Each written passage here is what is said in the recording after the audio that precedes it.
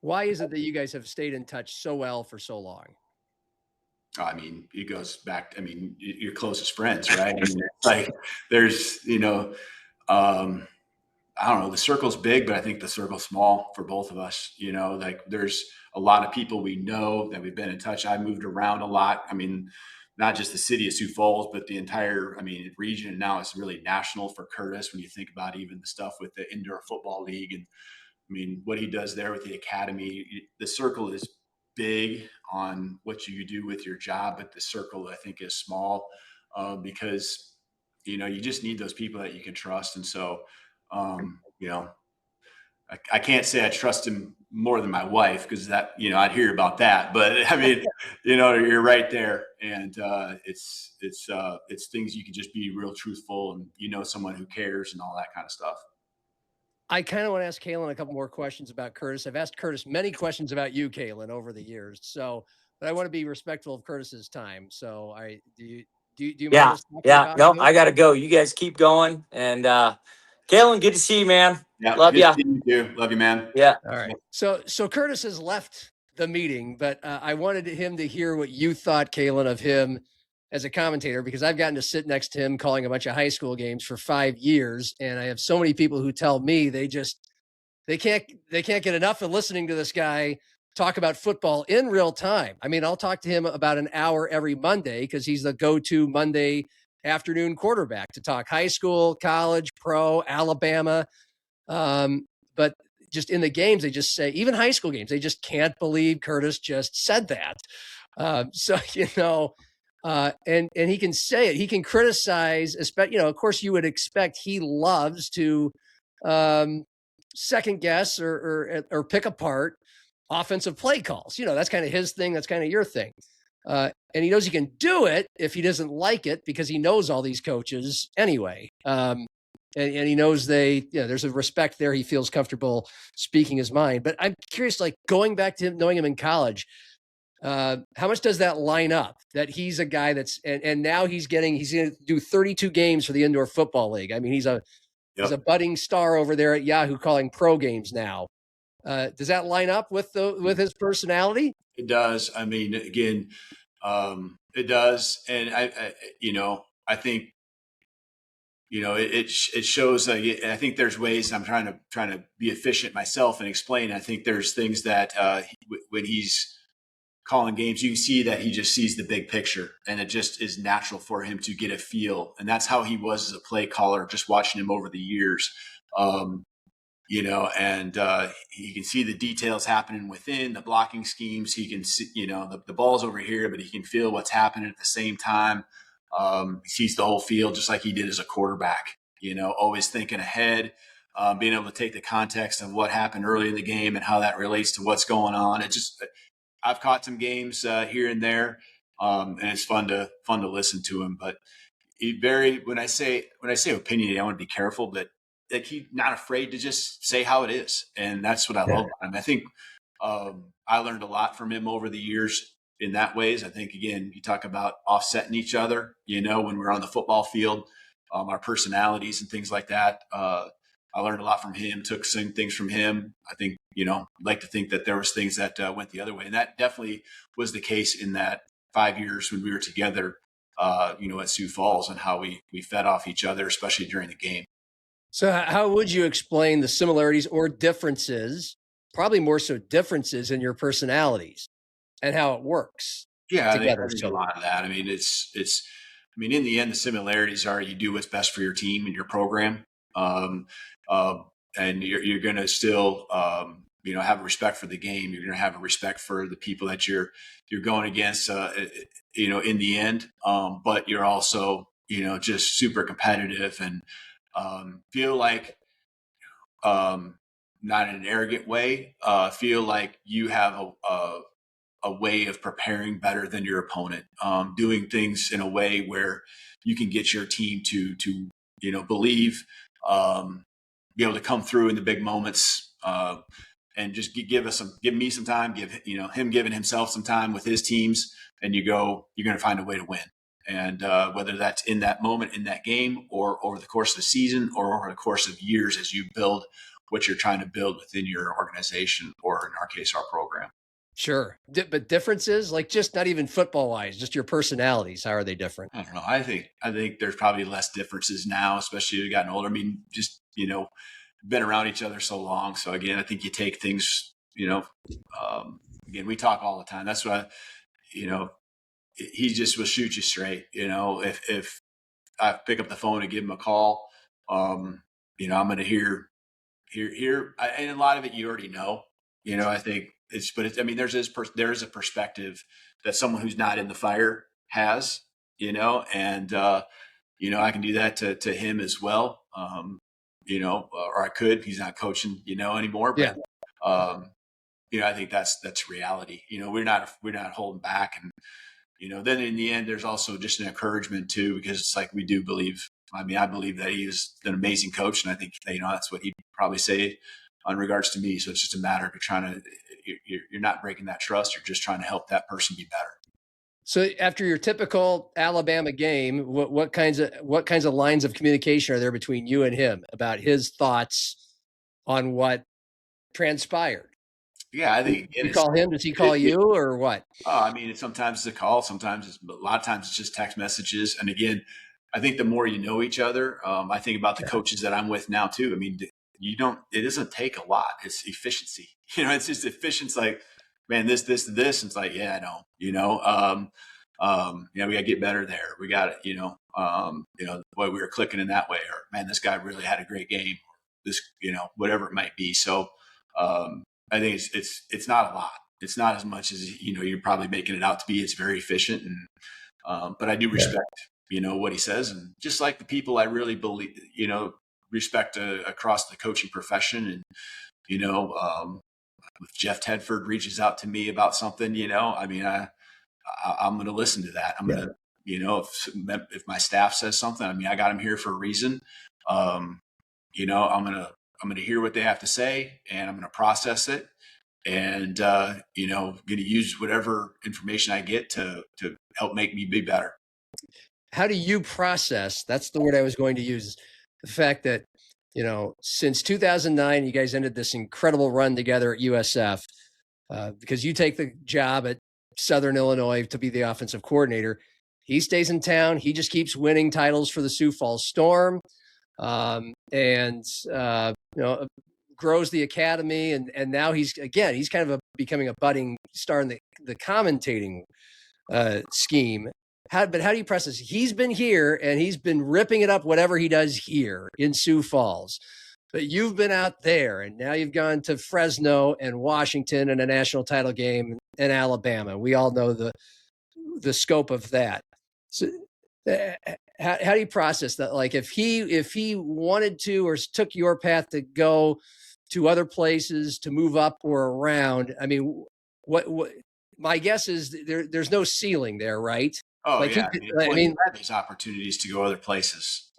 And, just sometimes it's not, sometimes timing, sometimes it's, it's just like, now, this definitely isn't the right move at the time. But there's been great opportunities that, he chose to not take. And, maybe because of the success and the direction of where things were going when he was coaching. Obviously what he does up there in Sioux Falls and the academy, how he's grown that to be, I mean, it's pretty special. I don't know if I've seen many other situations around the country, that are built up like what Kurtiss has done there, as far as at least regionally, and if he wanted to take it national, he could be, super successful there too. But, he cares about his community, the one that, he really didn't grow up in when he was younger, but obviously from the college days on, he's been there. And so he's had those opportunities. And so, it's just a different path you choose, and he's going to, you knew way back in those college days that he was going to be successful in whatever he wanted to do. If he's on a headset and coaching or like calling an offense for Big Ten SEC, we think we're biased. Of course, we think he could handle that and he'd do great, but someone who's been there would be able to know better. Yeah, no question. I mean, he's capable of all of it. There's not a doubt in my mind. All right. Well, how much is there a desire or a wonder about him someday joining a staff of yours? And have you ever had discussions about that happening in your past couple of stops? Oh yeah, we talk about it all the time, and just waiting for the right moment, the right opportunity, and what that looks like. That situation again, it's got a time up for him, it's got time for us. But just what's that role? What's that area of the program? There's a lot of different ways he could impact. But again, he loves doing what he's doing. And he's passionate about growing what he's got there, and he keeps making it better and better, and keeps expanding what he touches there and how he goes about it. And so it goes both ways. All right. Well, we're glad he's still here. Those of us who get to continue to experience him here. It sounds like you're doing well. Congratulations on the extension. You've talked about that in other places. Is this like the chillest time of the year that you get as the Alabama head coach, or right around it? We just kind of got through a little bit of that from a head coach perspective. We had spring ball. And then there's about a month where it's a lot of engagement with, the state, the donors, speaking the areas around the state is particular that we go to, different functions. So now we are right now getting into the next 4 weeks where the team now is back on campus. They're training. We have meetings. We have 4 weekends of official visits, really from Friday through Sunday night. There's going to be 9 to 12, maybe even 14 guys that are here each weekend. So that's a lot. Then we got camps going on usually during the week. So there's a lot happening. This is definitely not, and you think June is a little low key. It's definitely not low key. It's one of the times where, you're going as hard as ever. So there's a week or two in July where, the staff has to get away, and, that's, you're getting ready for fall camp, but we pretty much have a lot of those things already in place. In fact, right before I got on with you, I was working through that with my assistants, and just the logistics of some of the things we're trying to get put in place to make it clean and make it efficient. Well, besides traveling to see some of Alexis, your daughter's softball games for Washington, what's a happy place for you? A getaway when you get a chance. Do you have a lake home? Do you golf a lot? Do you travel? What do you do? I'll probably get about 10 rounds of golf in, and they're almost all university functions. And I do enjoy that. Doesn't mean I'm good at it, but I do enjoy that. I'll tell you, everything is either University of Alabama and football, or my family. I mean, that's really the two things. It's boring and awesome at the same time as far as the number of things. Obviously, the job's not boring. That keeps you, on your toes and moving. But as far as the number of things that are hobbies and stuff like that, there's really no other time. And so if I'm not, and even when you're with your family, the football piece is still, and Alabama's piece is still happening. So, these times with their kids, I got 2 girls. Alexis is going to be a junior already, and then my other daughter, Avery, is going to be a freshman in high school. So these times come and go. That's one thing I appreciate, I guess, that I do have a perspective on that. And, they love football and they love Alabama and supporting the team. So I'm fortunate in that way. So they love making, football is our family. Football is our family thing. It's our life, lifestyle. And so, I'm lucky to have girls that enjoy being around it and so supportive. I mean, with Alexis, explain where all you got the chance to travel. The Athletic did a story about this. I mean, first team All Big Ten, both seasons, freshman and sophomore, Big Ten Freshman of the Year, first team freshman All-American. What kind of experience, what has that been like for you to go to wherever it's been? Lubbock here, Arizona there, to get away for a weekend and watch her play? Yeah, no, it's been awesome. Seeing all the things that you do when you see them grow, and you think back to 6th grade and freshman or sophomore year, and the work that's been put in, and just how it's almost like the motivation continues to grow and grow and grow, which, sometimes when you've arrived, it doesn't. And she just keeps pushing and driving. She literally on a plane as we speak, coming back home, and the text message there is like, can you get me set up with workouts? And that's what you love to hear as a coach, but you'd literally love to see that as a dad, because those habits and those things are going to carry on to success well beyond the softball days. But couldn't be more proud of her, and especially the uniqueness of it being at Washington, away from here, just making a name for herself. I feel like, everything we've talked about being a good teammate and things like that, she works hard to do that. She's lucky to have such amazing coaches and teammates there that support her in an unbelievable way. And again, she, just like you talk about, I talk about the friendships with Kurtiss and our teammates back in the day. She's got those relationships building right now. I can see it, and what that's going to be like for her 5, 15, 25, 35 years from now. So it's cool. It's cool really seeing that happen, knowing what that path looks like, even though she doesn't even probably realize it. For you, whether it's watching her games on TV or traveling to see some of her games, how much does most of us can't imagine the gravity of being in a position you are as a head coach at Alabama, and maybe I'm overplaying this, but how much does that help you get away from it all? I guess psychologically help you with the job, but also with your own mental health. Yeah, no, you're right. I mean, the nice thing is, you can sit there and actually softball in the game, even between innings, you can still take care of some work here and there, you can text okay. Sure. But I think in the end, you're kind of hitting on something I do feel is that it is a little bit of the getaway.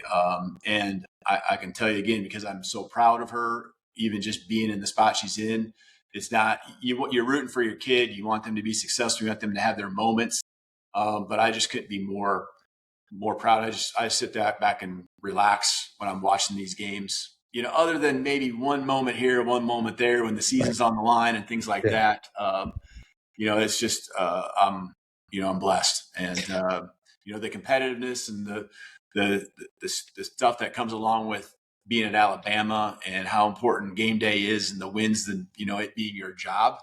I think that's one level of it. And then, enjoying it as a dad is the other opposite end of that. And I know that Nicole feels the same way.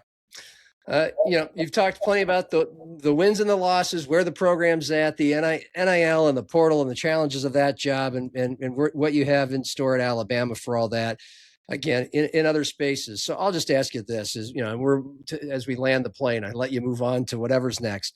How much better are you at I guess I'll use the word processing again, the gravity of the gig, or have you found it to be for your own self not as heavy as maybe as you thought you were walking into, or maybe it's heavier, but how are you? I mean, you go to year 3. I just respect the position so much. You just pour everything into it, and as far as the day to day, just try to remember what we talked about earlier and why you got into it. Even though there's a lot more to it, because there's the expectation to win football games on Saturdays, and how does that happen? The habits, the process each and every day. You just bring everything you got, and I try to keep that perspective, and that just remind myself that that's all you can control. And so I got a staff around me that I think thinks the same way. They give 100%. They're great people. I trust them. They work not just hard, but they work smart. They work together. And so just trying to provide an atmosphere and an environment where everyone wants to be a part of it. That's where it's contagious. The feelings and the energy and the attitude that we have to have in order to win. I'm just trying to facilitate that, bring it to our staff, which then trickles down to our players. And I just enjoy, the guys are back on campus and, walking through the weight room even this morning when I got back from some meetings down in Destin, Florida for SEC. Yep. Just being around them that's what I love. It was like the best day in like a month, because they've been gone for a few weeks. And so it was a blast, and can't wait to continue to go through the summer. And then obviously the fall's going to hit here quickly. And, it's again, I refer to it the fire, whatever, I'm looking to run to it with these guys and build a team that's ready, ready for the battles that come our way. I'll ask one question. You've probably been asked a lot, will be asked a lot.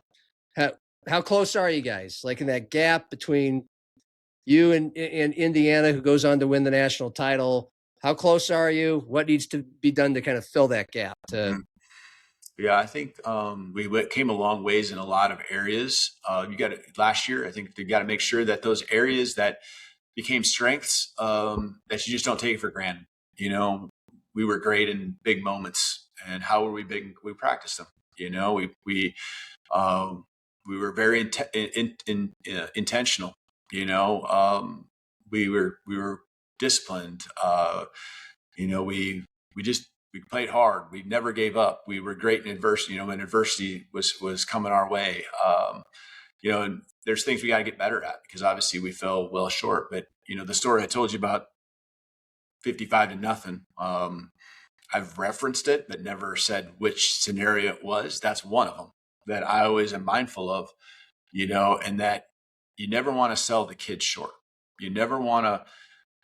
Again, I got on the plane after that game. We lost 55-0. And it was like, dang, we're a long ways away. But those guys were ready to work that next year, that 2016. And I've had other teams that in different ways do the same thing. You might be even as an assistant, the steps that you took from year one to year two. I can think about that at Fresno. I can think about that at Washington, whether it's within a season, but especially from year to year. And that's what we got to do. And again, there's so much turnover probably now on our team compared to what it was then. You really do start all over. And what you were last year, those weaknesses and strengths, you just, there's a lot of new faces. I think there's still enough carryover of players to where a lot of the things you do well are going to be what you continue to do well. And there's some areas we got to improve to, like you said, bridge the gap, be better. And, again, I'm never going to sell our guys short. I don't put a number on the wins, because a lot of times I don't want to undersell what we are capable of doing. Some people always ask, going back many years ago, like, what's a successful season for you? And they ask you to define it. And I'll never put a win number, because a lot of times we win more games than what I probably would have said is successful. And, you get to that point and your team hears those words, and we're going for everything every single year, maximize what we're capable of. That's the key. Yeah. Does it drive you nuts that there's so much turnover now, or it's the way it is and you just adjust and figure it out? Yeah. Honestly, it's a lot like it was back in Sioux Falls. You have we had Kurtiss referenced keeping doors open and getting transfers in. Well, back then you could really only transfer down without sitting out. And so being at an NAIA school, we got the Division II, we got a couple of junior college guys, some 1AA guys that came in. We did have an FBS guy or two that would come in, a couple. I think about 2008, Kyle Stout and Sean Flanagan coming in. Sean's there coaching, locally, and those guys coming in from their FBS programs. Sean was at Oregon, playing some pretty quality snaps there. I think, getting those guys in, we were able to bring in some guys that were difference makers. We'd bring probably 9 to 12 guys every single year that were transfers. You got your high school guys, and we had to over recruit high school at Sioux Falls then. So I'm used to the turnover. I'm used to that. This probably reminds me more of those days than anything. So, but that doesn't mean that everyone else is used to that. I got to get the rest of our staff to, and they understand, but get just everyone be on the same page. And our players is what's really most important. It doesn't matter what I know. It doesn't matter what staff knows. It matters what our players know. Is there any walking on eggshells you feel sometimes with players, knowing that, you're trying to develop them, make them the best players they are, but there's only 22 spots on the field? And do you ever worry or have to approach things differently, knowing if I don't say the right thing or play them, they're going to leave? No, further coaching now. You just got to do what's best for the program always. Yeah. That's coaching staff. That's the players. the accountability of, that you got to make sure that you're holding everyone to, including yourself. That's what matters most. And you got to always do what's best for the program. That's what I'm in charge of doing. And, just that's what it comes down to. The things you say, the decisions you make, all of that. If you put the team first, I think everyone will, in the end, feel okay about your decisions if it is shown up in a way, where that was the case. So I don't, I think what you do each and every day, as far as the effort that you give as a coach, our coaching staff gives, that I think will override any of the one-off things or the things that happen, maybe that don't go over quite so well with a player because, maybe they need a little bit of a push, or, they're making the same mistakes multiple times. So, again, accountability, I think, is still what these guys want this day. People always say, well, back in the day, kids are different now. They're not. They still have the same things internally that we had when I was playing. You want to be coached hard. You want to be the best you can be. You want to have great experiences. You want to have your individual success, but that will lead to team success too. So, there's just different. It's just out there more for the world to see than what it was back 20, 30 years ago. Gotcha. Hey, this was enlightening, enjoyable, and hope it was worth your time as well. I think we left a lot of stories with Kurtiss on the table, but that's okay. Hopefully we definitely did. Ones that we can't put out here. Well, if we can find ones that we can, probably imagine. But it was good times. It was good times. So it was fun to relive the show's called Happy Hour. Ideally, you and Kurtiss and me are here, and we've got Coors Lights in front of us, and maybe better stories will come out. Thanks, Kalen. Appreciate your time. Stay right there. We're going to make sure this gets preserved. For Kalen DeBoer, video producer Cordell Wright, I'm John, and Kurtiss Riggs. Happy Hour, and cheers.